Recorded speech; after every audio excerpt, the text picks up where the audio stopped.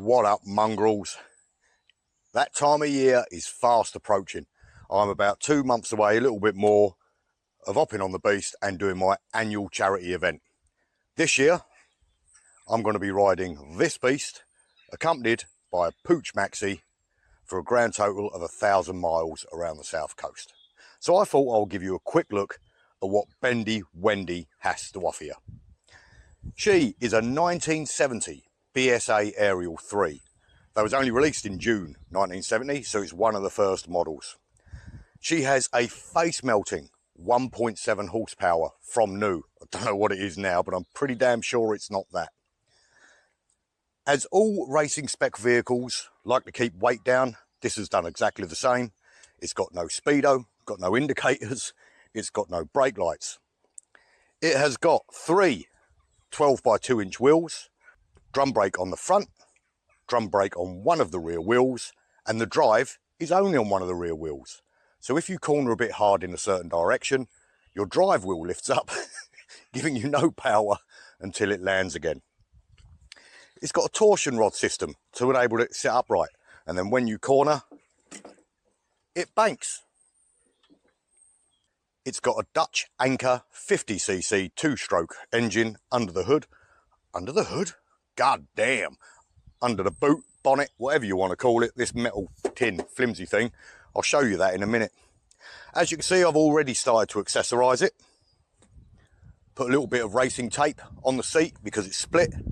Seat's actually okay compared to bike seats. Pedals, it's really not a joy to pedal, but you can disengage the drive and you're away. Starting is very, very simple. Obviously you've got a light, you have got a backlight, but no brake lights. On up here, high-low beam, obviously it's not running, no keys, no nothing like that. You jump on, turn the petrol on, away you go. Here, which I'll now bring you in to show you, is the choke. On this side, you have the throttle. If you push it forward, it acts as a decompression, which makes it easier to start. Basically, you jump on, decompress it, put your throttle in, give it a pedal. When it starts firing, rev the bad boy. Hopefully, you should be away.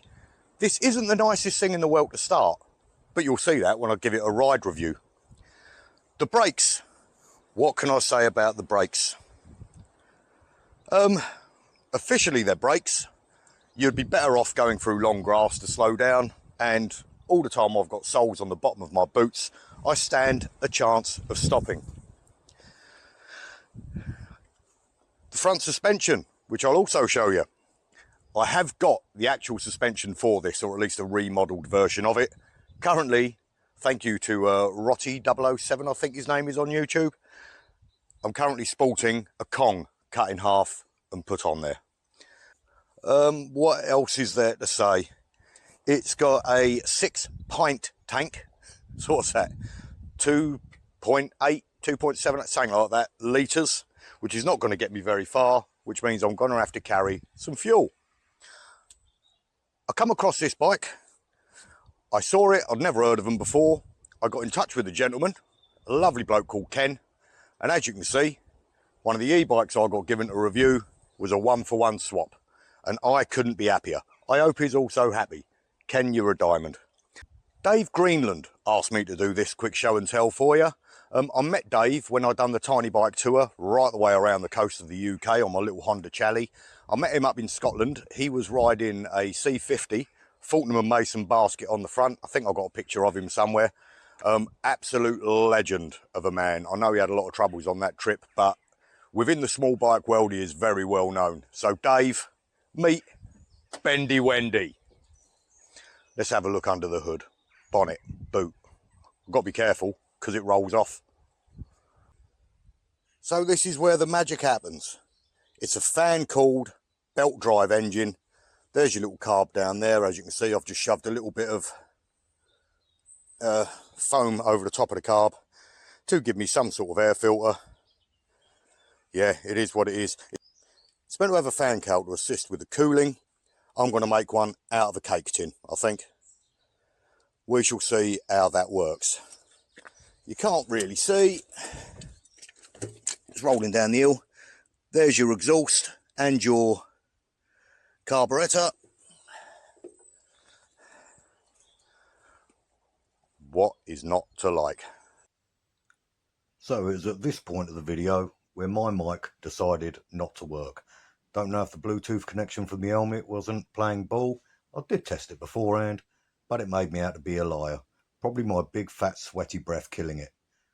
Anyway, I want to give you a little rundown of how she rides. So as you can see, decompressing it now, pulling in the choke, pedal, pedal, pedal, until the beast fires up. If you look closely, you can see the fear on my eyes as I try to hold on for dear life. In a minute.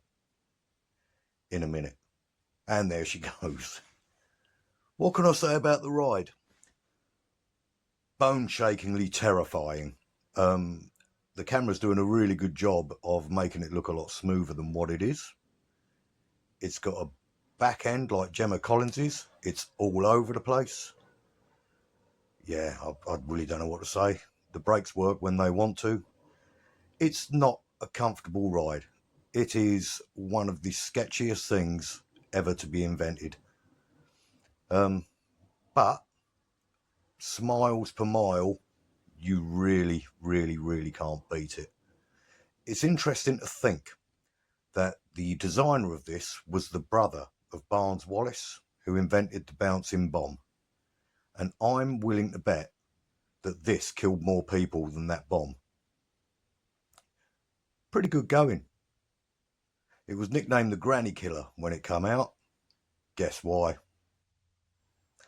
I'm going to leave you for a couple of minutes to enjoy some tunes, watching Barry Sheen's older and slower brother riding around on his blue mobility scooter.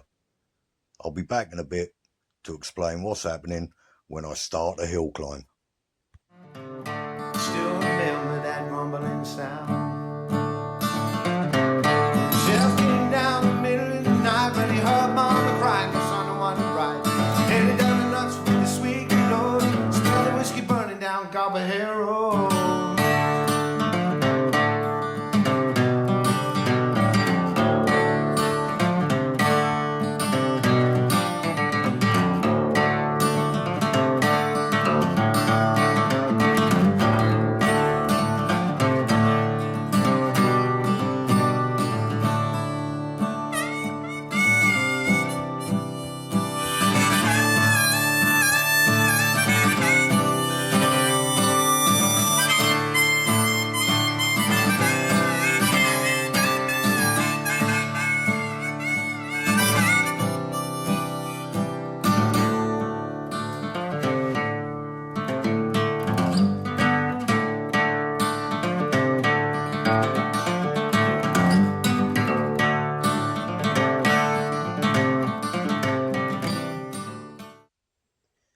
Here I am leaving the garage, that's pulled in the background.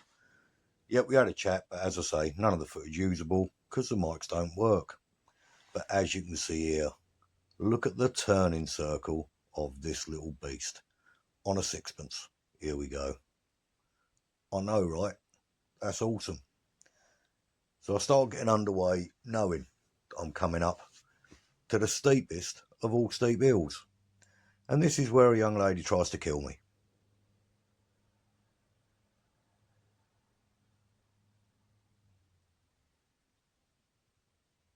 Not bad. Can't complain too much. I would have been able to brake if I had them. Now you'll notice as I start climbing this hill, the amount of attention I get. Now I'd like to think it's because I'm riding a beast of a bike. But I'm pretty sure it's because I'm a blatantly overweight man pedalling a spac chariot up a hill. Either way, I'm loving it. Until next time, ta-ra. Still a bit more music and ride footage. Stick around. Oh, before I do forget, there's going to be a link down below to the Facebook page for the Tiny Bike Tour. If you want to see how preparations are going, go on there. It will also be following us when we're out and about. Ta-ra.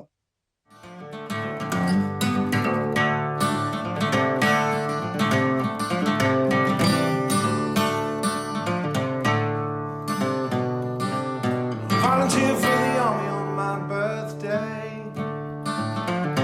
Drive the white white trash first round here anyway.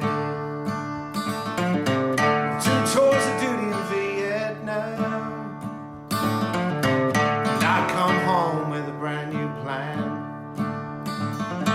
Take the seed from Colombia and Mexico.